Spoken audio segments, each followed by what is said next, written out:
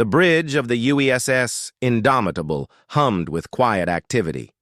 Captain Hyunwoo stood near the main viewport, watching the stars drift past as his ship patrolled the outer sectors of human space.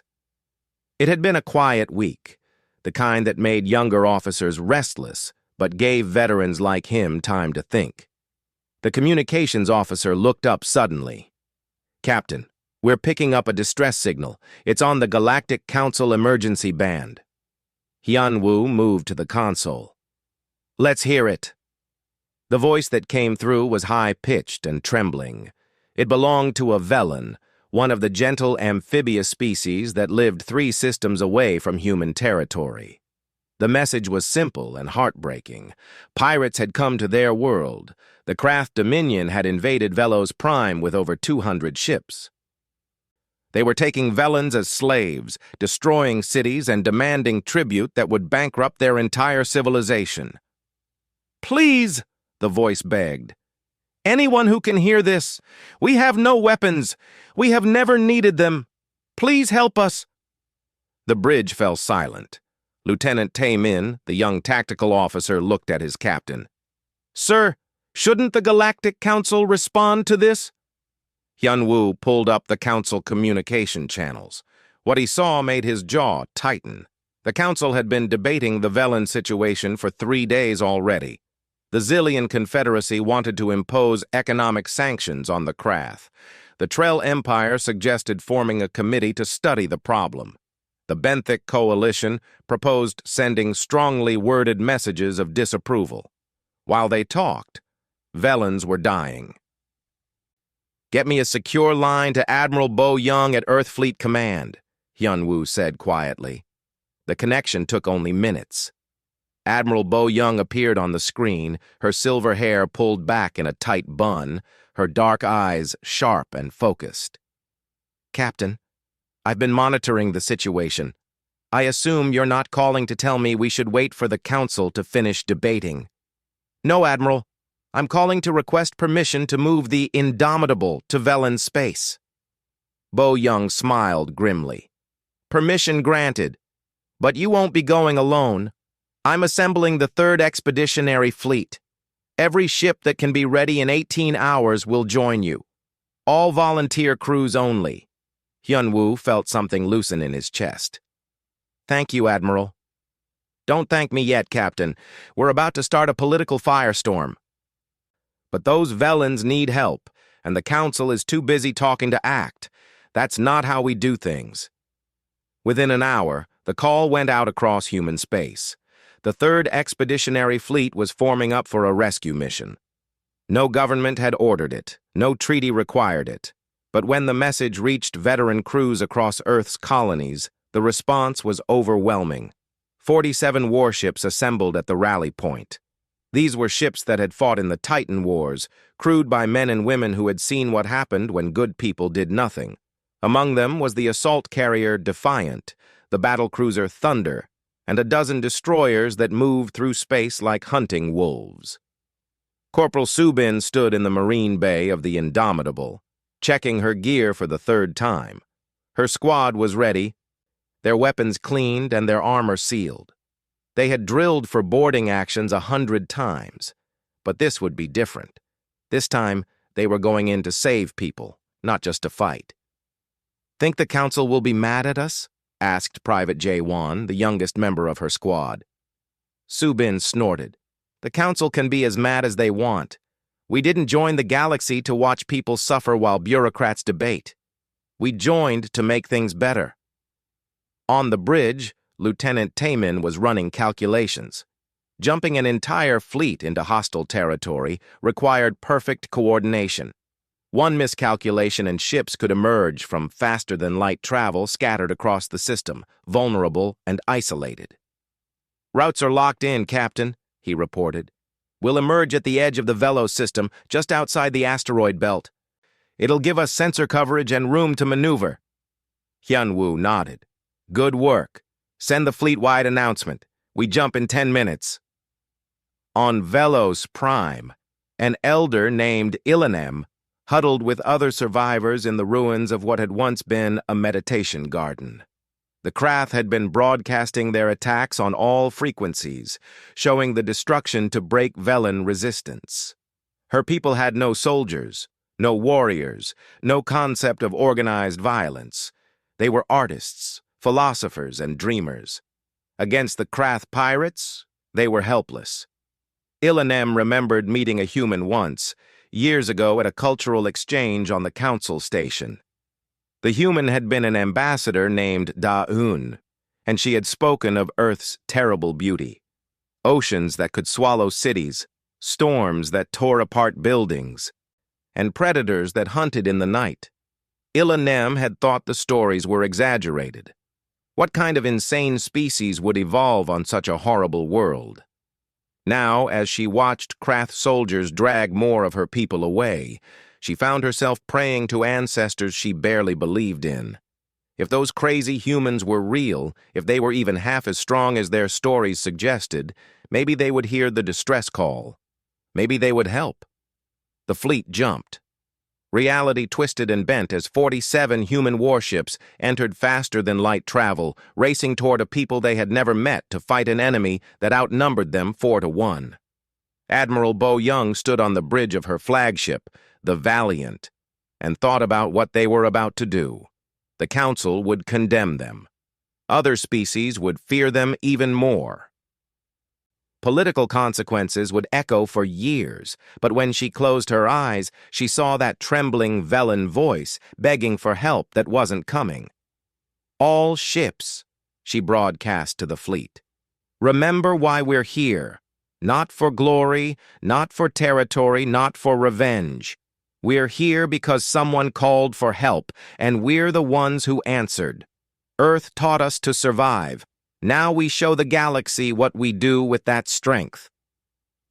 Across 47 ships, crews made final preparations. Marines checked weapons. Engineers reinforced shields. Medical bays prepared for casualties. In the quiet moments before battle, each person thought about why they had volunteered. The answer was always the same, because it was the right thing to do. The fleet emerged from faster-than-light travel at the edge of the Velos system. Sensors immediately lit up with contacts. Over 200 Krath vessels filled the space around Velos Prime like a swarm of angry insects. They were looting, destroying, and terrorizing a civilization that had never known war. That was about to change. Captain Hyunwoo opened a channel to the Krath fleet. His voice was calm and cold. "This is Captain Hyunwoo of the United Earth Stellar Service. You have 1 hour to release all Velen prisoners and withdraw from this system. This is your only warning." The response was laughter. The Krath commander, Vex Thor, had been raiding weaker species for 20 years. He knew fear when he saw it, and he knew how to use it. When the human transmission came through, he actually laughed. 47 ships against his armada of over 200? These Deathworlders were either insane or stupid. He opened a return channel, making sure his entire fleet could hear. "Humans, I have heard stories about you. They say you come from a world so terrible that you are all slightly crazy. I think the stories are true. Go home before I add your ships to my collection." On the bridge of the Indomitable, Captain Hyunwoo checked the countdown timer. 58 minutes remaining. He had not expected the Krath to surrender, but he had to give them the chance. That was the difference between humans and pirates. Humans offered mercy first. Lieutenant Tai Min was already working on tactical solutions. The Krath fleet was spread out across the system, with the largest concentration in orbit around Velos Prime. They were using older ship designs, heavily armed but slow.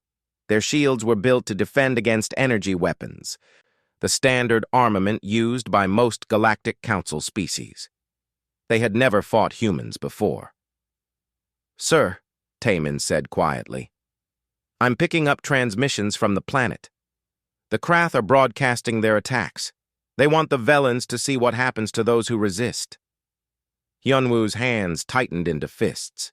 He had seen war before, had fought in battles that left him with nightmares. but deliberately terrorizing civilians, broadcasting their suffering like entertainment. That was something different. That was evil. "How long until the hour is up?" he asked. 55 minutes, Captain." "Prepare the fleet for combat. All ships move to attack formation Delta 7. Load railguns with armor-piercing rounds. Missile batteries armed and ready. Tell the Marines to prepare for boarding actions." Across the human fleet, crews moved with practiced efficiency. These were veterans, men and women who had trained for years and fought in real battles. They knew their jobs, trusted their equipment, and believed in their mission. In the Marine Bay, Corporal Subin gathered her squad. "Listen up. The Krath think they can torture innocent people and laugh about it. We're going to teach them why you don't mess with those under human protection. Stay sharp, watch each other's backs, and remember your training. We go in hard, we go in fast, and we bring those Velans home safe." Private J1 raised his hand. "Corporal, what if the Krath use hostages as shields?" Subin's expression hardened. "Then we go in even harder. Special forces will handle hostage situations. Our job is to make sure the Krath are too busy dealing with us to hurt anyone else." On Velos Prime, Ilanem heard something change in the Krath broadcasts. There was tension in the pirates' voices now, an edge of uncertainty. She activated her small communication device, the one she had hidden from the raiders, and tried to access the wider network. What she found made her hearts beat faster. Humans had come. An entire fleet of human warships had jumped into their system and given the Krath an ultimatum. She remembered Da-Un, the human ambassador, talking about Earth's military philosophy. "We don't start fights," Da-Un had said, "but we finish them." Ilanem allowed herself to hope. The hour expired. Vexthor had moved half his fleet to engage the human ships, while leaving the rest to continue operations on Velos Prime. He expected a traditional Galactic Council battle, ships exchanging energy fire at long range while maneuvering for position. Battles that could last for days with minimal casualties. He was about to learn that humans did not fight that way. Admiral Bo Young gave the order. "All ships, execute attack pattern Omega. Close to engagement range and engage at will. Show them why Earth breeds survivors." The human fleet surged forward. They did not slowly advance while testing enemy shields. They accelerated to maximum combat speed, closing the distance in minutes instead of hours. The Krath opened fire with their energy weapons, bright lances of purple light that struck human shields. The shields held. Earth's defensive technology had been built by people who survived solar radiation, asteroid impacts, and plasma storms. Krath energy weapons were annoying but not devastating. Then the humans returned fire, and everything changed. Railguns spoke first. These weapons did not use energy. They used simple, brutal physics, accelerating solid metal projectiles to incredible speeds. The rounds punched through Krath shields like they were not even there, tearing into hull armor and destroying ships with single shots. Missiles followed, swarms of them, each one capable of independent targeting and maneuvering. Krath point defense systems tried to shoot them down, but there were too many, coming from too many angles. Explosions blossomed across the Krath formation. Lieutenant Taemin coordinated the tactical network, his fingers dancing across his console. Target priority Alpha through Delta are destroyed, shifting fire to secondary targets. Enemy formation is breaking. Hyunwoo watched the battle display. In 15 minutes, the human fleet had destroyed or disabled 47 Krath vessels. The pirates were scattering, trying to regroup, but human destroyers pursued them like wolves chasing prey. "Captain," communications reported, "we're receiving a transmission from the Krath commander. He's threatening to execute Velan hostages if we don't withdraw." The bridge fell silent. This was the moment Hyunwoo had been dreading. Vexthor had seized hundreds of Velans and taken them aboard his flagship. If the humans pushed too hard, those innocent people would die. Admiral Bo Young's voice came through on the command channel. All ships, maintain pressure on the enemy fleet but do not approach Vexthor's flagship. Commander G1, you are cleared for Operation Rescue. Bring those people home. Commander G1 and her Special Forces team had been waiting for this order. They were specialists in zero-gravity combat, trained for hostile boarding actions in the most difficult conditions imaginable. Their armor was lighter than standard marine gear, built for speed and flexibility. Understood, Admiral. Launching now. Small boarding craft detached from the assault carrier Defiant, using the chaos of battle as cover. They accelerated toward the Krath flagship from multiple angles, too small and fast for the enemy sensors to track effectively. On the bridge of his flagship, Vexthor watched his fleet die. This was impossible. Humans were supposed to be strong, yes, but not like this. His ships were exploding. His commanders were screaming for retreat. And now his sensors were detecting small craft approaching. He activated the internal communications. All security teams to the prisoner-holding areas. If those humans try to board us, start killing hostages. We'll see how brave they are when... The lights went out. Emergency power kicked in a moment later, bathing everything in red light. Then the explosions started. Commander G1 and her team had not entered through the main airlocks where defenses would be strongest. They had used shaped charges to blow holes directly into the ship's hull, entering from 6 different points simultaneously. They moved through the corridors like ghosts, their sensors showing them where every Krath warrior waited. The Krath had never fought humans in close quarters before.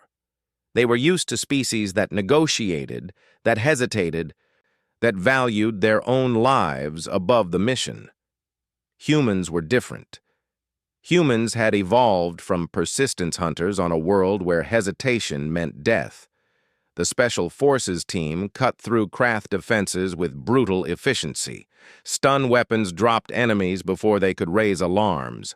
When Krath warriors did respond, they found themselves facing opponents who moved faster, hit harder, and showed no fear.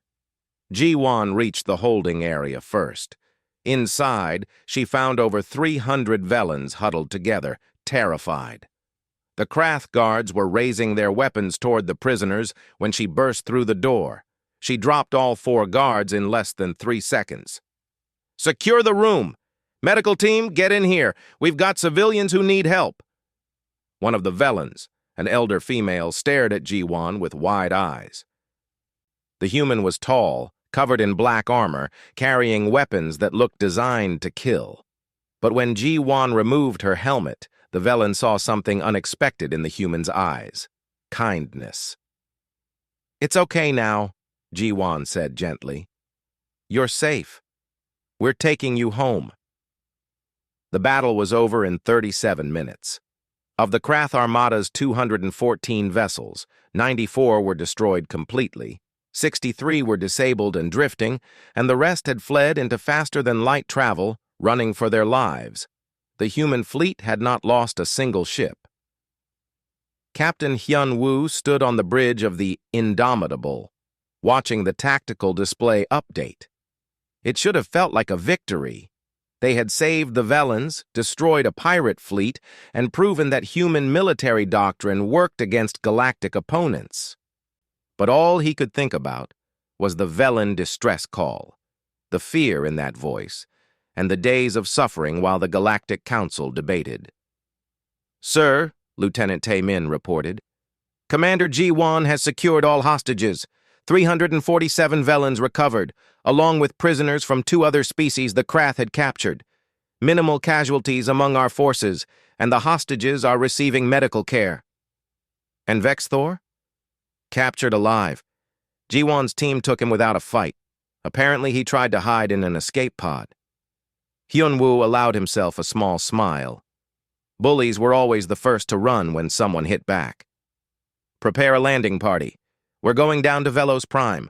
Those people need to know they're safe now." The shuttles descended through Velos Prime's atmosphere an hour later. The planet was beautiful, covered in vast oceans and floating cities that rode the waves like massive lilies. But many of those cities were burning now, damaged by Krath weapons and raids. Hyunwoo's shuttle landed in what had once been a central plaza. Velens gathered at a distance, watching nervously. These were a small species, barely reaching a human's waist, with smooth amphibian skin that shimmered in shades of blue and green. Their large eyes reflected fear and hope in equal measure. Ilanem stepped forward from the crowd. She had seen the human broadcasts, watched the battle from the ground, and witnessed the impossible. An entire pirate fleet destroyed in less than an hour. She approached the tall human who stood at the front of the landing party. "You came," she said, her voice translator rendering her words in human language. "The council did nothing. They talked and debated and formed committees, but you came." Hyunwoo knelt down to bring himself closer to her eye level. The gesture surprised her. In Velen culture, making yourself smaller showed respect and trust. This human warrior, who had just destroyed a fleet, was showing her respect. "We don't leave people to suffer when we can help," he said simply. "Not ever. That's not who we are." Ilanem felt something break inside her, the tension of weeks of terror finally releasing. "Many of my people are hurt. Our cities are damaged. We have never known war. We don't know how to recover from this." Corporal Subin stepped forward, her armor making her look like some kind of armored giant to the small Velens. But when she spoke, her voice was gentle. "That's why we're here. Not just to fight, but to help rebuild. We've brought medical supplies, engineering equipment, and people who know how to fix what's been broken." A small Velen child, no more than a few years old, crept closer to the humans. Subin noticed and slowly reached into her pack, pulling out a ration bar. She unwrapped it and offered it to the child, making sure her movements were slow and non-threatening. The child took the bar hesitantly, then smiled. It was the first smile Ilanem had seen in weeks. Over the next few days, human relief teams spread across Velo's Prime. Engineer Namsu worked alongside Velen technicians, helping to restore power to damaged cities. What amazed the Velens was human endurance. Namsu worked for 22 hours straight without stopping, something that would kill most Galactic Council species. When a Velen named Trillos asked him how he could work so long, Namsu just shrugged. "On Earth, if you don't push yourself, you die. Our world doesn't give us the option to take it easy, but that same strength means we can help when others need it." Medical Officer Hyojin established field hospitals, treating Velens who had been injured during the raids. Human trauma medicine was aggressive and direct, developed to keep people alive on a world where injuries could kill in minutes. The Velens were shocked by how quickly they recovered under human care. But the biggest impact was simply human presence. Everywhere the Velens looked, they saw these tall, strong beings working tirelessly to help. Humans carried elderly Velens to safety, rebuilt homes damaged in attacks, and stood guard to make sure no more pirates would come. Subin found herself becoming particularly attached to a young Velen named Pril N, who had lost her family in the raids.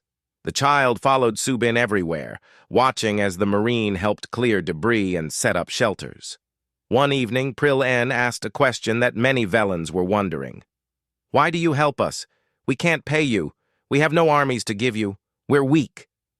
Subin knelt down and looked into Prillin's large eyes. "You're not weak. You're different. You built a civilization based on art and thought instead of war. That's not weakness. That's beautiful. We help because it's the right thing to do, because someone has to stand up to bullies, and because we're strong enough to do it." In space above the planet, political consequences were already beginning. News of the human intervention had spread across the galaxy at light speed. The Galactic Council was in an uproar. Ambassador Yoon-hee stood in her office on the council station, reading the formal complaints that were pouring in. The Zillion Confederacy condemned human military action without authorization. The Trell Empire demanded sanctions for violation of council procedures. A dozen other species expressed fear that humans were becoming too aggressive, too willing to use military force. She closed her eyes and thought about the reports from Velos Prime. 347 hostages rescued. 0 civilian casualties from human action. Krath pirate fleet destroyed. Velan civilization saved from slavery and destruction. Then she thought about the 3 days the council had spent debating while Velans suffered. When the council called her to answer for human actions, she would be ready. Back on Velos Prime, an unexpected threat emerged. The Krath Dominion, humiliated by the defeat of their pirate fleet, sent a formal message demanding the return of Vexthor and their captured warriors. They threatened retaliation if humans did not comply. Admiral Bo Young's response was broadcast on all galactic channels. Vexthor will face trial for his crimes, not in human courts, but here, on Velos Prime, under Velan justice. Any attempt to rescue him will be met with the same response his pirate fleet received. The Krath did not believe her. They assembled a battle fleet of 400 warships and sent it toward human space, intending to force the issue through military pressure. They made it 3 light years before encountering the human defensive perimeter. Captain Min Wu commanded the fortress station Bastion 7, a massive defense platform that orbited on the edge of human territory. When the Krath fleet arrived, he gave them the same warning Hyun Woo had given at Velos Prime. 1 hour to withdraw. The Krath attacked instead. Bastion 7 was not a ship designed for mobility. It was a weapons platform covered in railguns, missile batteries, and defensive shields that could withstand a supernova. When the Krath opened fire, Min Woo simply smiled. All weapons free. Show them what happens when you threaten Earth. The station's weapons unleashed hell. Railgun rounds crossed the distance in seconds, each shot destroying or crippling a Krath vessel. Missile swarms filled space with explosions. The Krath fleet tried to press the attack, tried to overwhelm the station through sheer numbers. They failed. Bastion 7 destroyed 98 Krath ships in 40 minutes without taking serious damage. The rest of the fleet turned and fled, running back to Krath space in complete disarray. The galaxy learned an important lesson that day. Humans did not just attack well, they defended even better. Any species that thought they could threaten human territory or human friends would face the same fate. On Velos Prime, Ilanem watched the stars and thought about what had changed. Her people had lived for thousands of years believing that peace and philosophy were enough. They had thought the galaxy was a safe place where reason and diplomacy solved all problems. The Krath had proven them wrong. But the humans had shown them something new. That strength could protect weakness, that those who survived terrible worlds could use that survival to help others, that sometimes the scary predators from the death world were exactly who you needed when darkness came. Ambassador Yun He stood before the Galactic Council, facing the judgment of over 50 species. The Grand Chamber was designed to make individuals feel small, with soaring ceilings and tiered seating that rose high above the speaking floor. Every species represented here had a voice, a vote, and an opinion about what humanity had done. Most of those opinions were negative. The Zillion representative spoke first, his crystalline body reflecting the chamber lights. Humanity violated every protocol we have established. They launched a military operation without council approval, invaded another species' territory, and destroyed over 100 vessels. This is exactly the kind of aggressive behavior the council was designed to prevent. A Trell diplomat added her voice. We understand the humans believed they were helping, but proper procedures exist for a reason. What if every species decided to take military action whenever they felt it was justified? The galaxy would descend into chaos. Yun-hee listened patiently as species after species condemned human actions. They spoke of violated treaties, broken procedures, and dangerous precedents. They expressed fear that humanity's military strength would lead to domination and tyranny.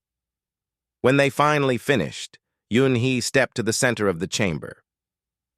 She carried a small device that projected holographic images above her head. "You want to talk about procedures?" she asked quietly. "Let's review the timeline. The Velen distress signal arrived 73 hours before humanity acted.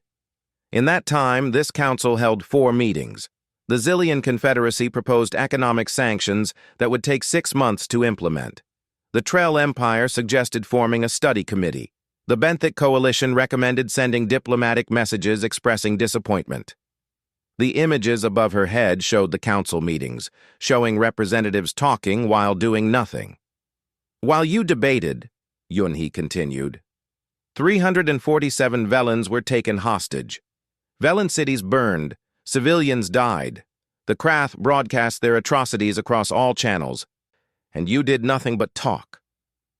She changed the image to show footage from Velos Prime, the destruction and suffering the Velens had endured. Humanity violated your procedures. We admit that. But we saved lives. We stopped slavers and murderers. We did what you were supposed to do, but couldn't. And if that's a crime in your eyes, then we will wear that label proudly." The chamber erupted in argument. Some species supported the human position, mostly smaller civilizations who had experienced similar threats. Others doubled down on their condemnation, insisting that rules mattered more than results. The debate raged for hours until the Velen representative requested permission to speak. Ilanem had traveled to the council station specifically for this hearing, bringing with her a delegation of Velen survivors. She stood at the speaking position, tiny compared to most species present, and spoke with quiet dignity. "I was on Velos Prime when the Krath came. I sent distress calls to the council, begging for help. I watched as you debated while my people suffered.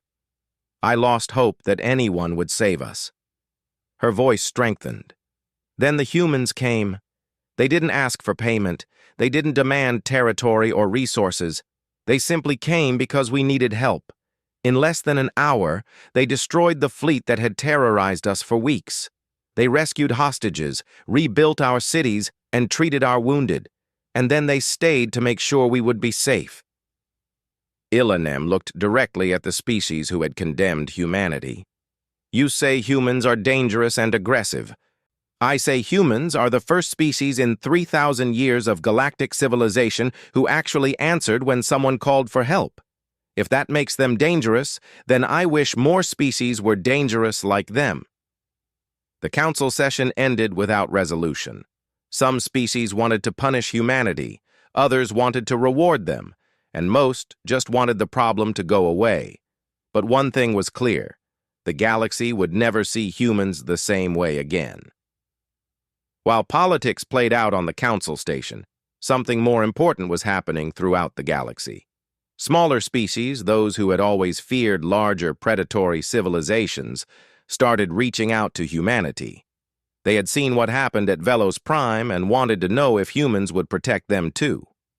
Captain Hyunwoo found himself meeting with diplomats from a dozen different species.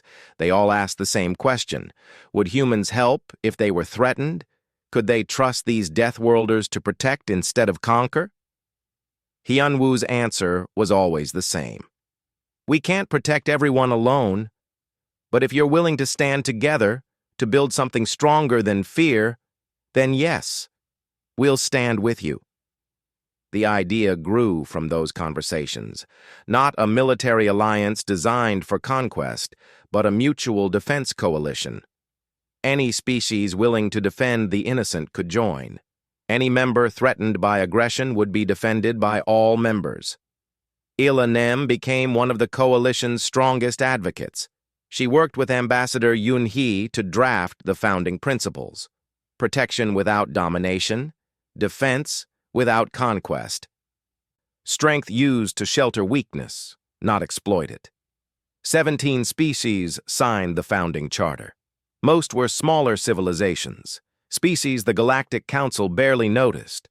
But together, with human military coordination and combined resources, they became something the galaxy could not ignore. On Velos Prime, the bonds between humans and Velans deepened. Corporal Subin officially adopted Pril N in the Velan cultural tradition, becoming her protector guardian. The ceremony was beautiful, with Velans and humans celebrating together. Pril N looked up at Subin with complete trust. "Does this mean you'll always protect me?" Subin knelt down and smiled. "It means we'll protect each other. You'll teach me about your culture, your art, your way of seeing the universe, and I'll teach you that being small doesn't mean being weak. Being peaceful doesn't mean being helpless. It just means choosing when to fight instead of fighting all the time." Medical Officer He Jin's exchange program was saving lives across multiple species. She discovered that human trauma medicine, developed to handle Earth's brutal injuries, could be adapted for other species. Treatments that seemed aggressive to gentler civilizations actually worked better than their own careful methods. A Velan doctor named Sulim worked alongside Hyejin, learning human techniques. "Your medicine is like your people," she observed. "Aggressive, direct, refusing to give up even when the situation seems hopeless." Hyejin laughed. "That's what happens when you evolve on a world that tries to kill you every day. You learn to fight back, to push through when others would quit. But you also learn that surviving alone isn't enough. You need others. That's why we share what we know." Engineer Nam-Su had established a training program where species from across the growing coalition learned human engineering principles. The classes were always full, with aliens eager to understand how humans built things. One student asked why human equipment was always so heavy and redundant. Nam-Su smiled. "Because on Earth, everything breaks eventually. Storms, earthquakes, floods, they don't care how elegant your design is. So we build tough, we build reliable, we build things that keep working even when they're damaged. That's the Deathworld way." The Coalition's first real test came when the Sarkoth Empire, one of the Council's oldest and most powerful members, began expanding into neutral space. They claimed several systems that smaller species had been colonizing, simply taking what they wanted because they were strong enough to do so. The Galactic Council debated. The Coalition acted. Admiral Bo Young commanded the combined Coalition fleet, a mix of human warships and vessels from allied species. They didn't fire a single shot. They simply positioned themselves between the Sarkoth fleet and the disputed systems, and waited. The Sarkoth commander demanded the Coalition withdraw. Bo Young's response was calm and clear. "These systems belong to the people who live here. If you want them, you'll have to go through us, and we both know how that will end." The Sarkoth withdrew. They had seen what happened to the Krath, had watched human defensive platforms destroy entire fleets. They were bullies, and bullies backed down when victims had strong friends. Commander Taemin, now a full commander serving on Bo Young's staff, watched the Sarkoth ships retreat. "We didn't have to fight. Just being here was enough." Bo Young nodded. "That's the best kind of victory, when the enemy realizes they can't win without fighting, when bullies learn that their targets are no longer alone." The Coalition grew. More species joined every month, drawn by the promise of mutual protection and the example humanity set. They were not always easy allies. Different species had different values, different needs, different ways of doing things. But they all agreed on one principle. Those who had strength should use it to protect those who did not. That simple idea, born from Earth's harsh lessons, became the foundation of something new in the galaxy. 5 years after the Velos Prime incident, the galaxy had changed in ways no one had predicted. The Mutual Defense Coalition now included 89 member species, representing over 300 worlds. What had started as a simple promise between humans and Velans had grown into a force that even the Galactic Council could not ignore. The Council itself had changed too, slowly and grudgingly adapting to the new reality. The endless debates that had once paralyzed them when facing crises now moved faster, pushed by the knowledge that the Coalition would act if the Council did not. It was not the system anyone had planned, but it worked. Captain Hyun-woo, now promoted to Commodore, stood on the bridge of the exploration vessel Discovery, watching a new star system come into view. His crew was mixed now. Humans and Velans working side by side. His second-in-command was Illa-Nem, who had proven to be a brilliant diplomatic officer. "New solar system ahead," reported the navigation officer, a young Velan named Paul Isk. 3 planets in the habitable zone. Sensors indicate possible intelligent life on the second planet. Hyun-woo smiled. This was humanity's gift to their allies, the combination of human endurance and Velan wisdom applied to exploring the unknown. "Take us in slowly. If there's life here, we meet them as friends, not conquerors." Illa-Nem touched his arm gently. "You know, when I first met humans, I was terrified. You were so tall, so strong, so clearly built for hunting. Now I cannot imagine exploring the galaxy without you." "That's because you saw past the surface," Hyun-woo replied. "Yes, Earth made us strong. But it also taught us that strength means nothing if you don't use it to protect others. That's the lesson we want to share." Back on Earth, at the Coalition headquarters in Seoul, preparations were underway for the annual memorial ceremony. The building was a beautiful blend of human and alien architecture, with designs contributed by every member species. At its center stood a monument that had become famous across the galaxy. The monument showed a human hand and a Velan tendril clasped together, carved from stone quarried on both Earth and Velos Prime. The inscription was written in over 50 languages, but the message was always the same. When we cried for help, they heard. When we faced darkness, they brought light. When we thought all hope was lost, Deathworlders came with a fleet. Commander Ji-won, now head of Coalition Special Operations, stood before the monument with her mixed species team. They had just returned from a successful mission rescuing miners trapped on a failing space station. No combat had been necessary, just human engineering and determination combined with alien expertise. "Remember why we do this," she told her team.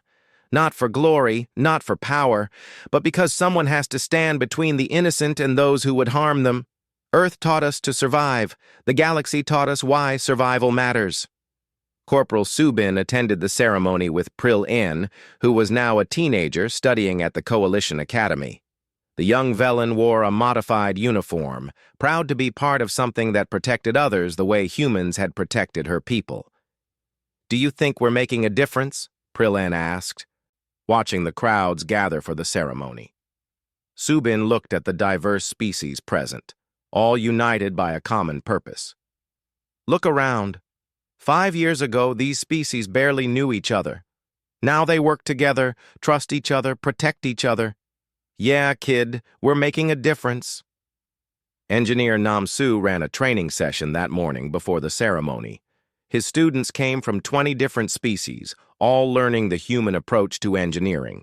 The lesson was about redundancy and durability. "On Earth, we learned that elegant solutions fail when conditions get harsh," he explained. "So we build tough, we build reliable, we build things that keep working even when they're damaged. That's not just engineering philosophy, that's a survival strategy." A student from the Trillic species raised a tentacle. "But Teacher Nam-soo, doesn't this approach waste resources? Our civilization has always valued efficiency." Nam-soo smiled. "Efficiency is great until the storm hits. Then you want redundancy. You want backup systems. You want equipment that survives when everything goes wrong. Earth taught us that harsh lesson over and over. Now we share it so you don't have to learn it the hard way." Medical Officer Haye Jin stood in the Coalition Medical Center, training the next generation of trauma specialists. Her methods had saved millions of lives across the galaxy, adapting human medicine for dozens of different biologies. A young doctor named Tae Young, human-born but with experience treating multiple species, asked about the philosophy behind their approach. Haye Jin's answer was simple. We don't give up, ever. On Earth, giving up meant death. So we learned to fight for every life, to try every option, to push until we found a solution. That determination works just as well in medicine as it does in survival. The memorial ceremony began in the afternoon. Representatives from all 89 coalition species attended, along with observers from the Galactic Council. Ambassador Yun Hee, now retired from active diplomacy but still influential, gave the opening speech. 5 years ago, humanity made a choice, she said. We chose to answer a distress call when the galaxy said we should not. We chose to act when others debated. We chose to use our strength to protect instead of conquer. That choice changed everything. She gestured to the assembled crowd. Look at what we built together. Not an empire, not a conquest, but a promise. A promise that those who cry for help will be heard, that those who face darkness will not face it alone. That strength can be used for protection instead of domination. Ilanam spoke next, representing the Velen people. My species lived for thousands of years believing the galaxy was safe. We thought philosophy and art were enough. Then darkness came, and we learned we were wrong. But we also learned something beautiful. That the scary predators from the death world, those humans we feared, were exactly who we needed. They did not conquer us. They saved us. And then they stayed to help us grow stronger. Captain Minwoo, the defender of Bastion 7, spoke about the human defensive philosophy. We do not seek war, but we prepare for it, because the galaxy has threats, and someone needs to stand guard. Earth taught us to be ready for anything. Now we use that readiness to give others peace. The ceremony concluded with a moment of silence for all those lost in conflicts across the years, followed by a celebration that blended traditions from every member species. Humans taught Velens ancient Earth dances. Velens shared their meditation techniques with human Marines. Species that had never met before the Coalition now shared food and stories like old friends. As the celebration continued, a message arrived at Coalition headquarters. The Galactic Council requested a formal meeting with Coalition leadership. The topic: permanent recognition of the Coalition as an official galactic organization with full rights and responsibilities. It was not the apology humanity had never asked for, but it was acknowledgement. The Council had finally accepted that the galaxy needed what the Coalition provided, protection backed by genuine strength and genuine compassion. Admiral Bo Young read the message and smiled. It only took them 5 years to admit we were right. Later that evening, Ambassador Yun Hee stood before the Council one final time. She was old now, ready to retire completely, but she wanted to say one last thing to the assembled species. You called our world a death world, she said quietly. You said we were crazy for surviving there. You were right. Earth tried to kill us every single day. But you know what Earth taught us? That life is precious. That survival is worth fighting for. That protecting each other is not weakness. It is the only way to truly be strong. She looked across the chamber, meeting the eyes of representatives from species that had once condemned humanity. So yes, we are Deathworlders, and we will keep coming when you call for help. Not because we are better than you, but because Earth taught us that when someone falls, you pick them up. When someone is in danger, you stand between them and harm. When someone cries for help, you answer, even if the whole galaxy tells you not to. Her voice strengthened with passion. That is not being a Deathworlder. That is being human. and we would not have it any other way. The chamber fell silent. Then, slowly, species by species, the council members rose from their seats in a gesture of respect. It was unprecedented in council history, all species standing together to honor one. The age of the Deathworlders standing guard had truly begun. On the Discovery, Commodore Hyun-woo received word of the council's recognition. He shared it with his crew, watching as humans and Velans celebrated together. Ilanem looked at him with those large, expressive eyes. "We changed the galaxy, didn't we?" Hyun-woo thought about everything that had happened since that first distress call. The battles fought, the lives saved, the friendships formed across species barriers.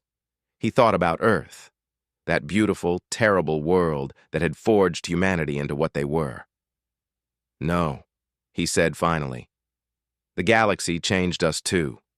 Earth made us strong. But you, all of you showed us what to do with that strength. You gave it purpose.